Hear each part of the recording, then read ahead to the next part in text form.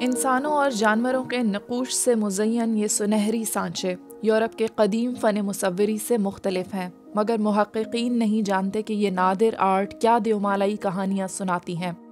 ان میں سے کچھ کا تعلق 5000 سال پرانی ثقافتوں سے ہے، جن کے بارے میں ایران سے باہر کے لوگ آگاہ نہیں۔ 1979 کے اسلامی انقلاب کے بعد لوگوں نے ایران کی قدیم ثقافت کو فراموش کر دیا۔ ہمیں لگا کہ اس کے بارے میں دوبارہ آگاہی بیدار کرنے کا وقت آ گیا ہے تاکہ یہ دوبارہ ہماری روایات کا حصہ بن سکے۔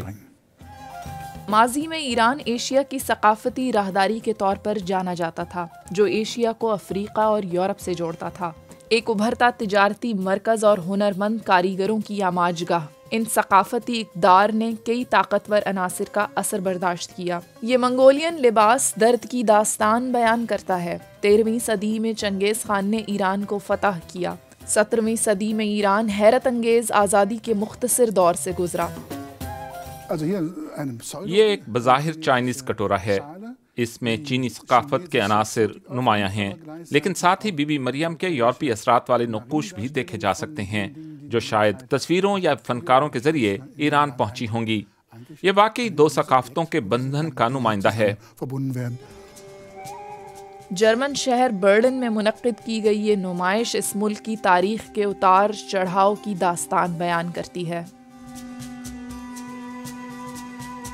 ایک زمانے میں وہاں شہوت انگیز فن کی بہت مانگ تھی، خاص طور پر شہری نوجوانوں میں۔ عجائب گھر کے ڈائریکٹر انہیں اپنے دور کے ہپی قرار دیتے ہیں۔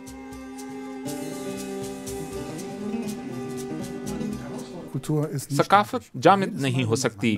جب بھی کسی چیز میں حرکت ہوتی ہے، اس میں تبدیلی آ ہی جاتی ہے۔ یہ اس جگہ میں بھی مثبت تبدیلی لاتی ہے جہاں یہ پہنچتی ہے۔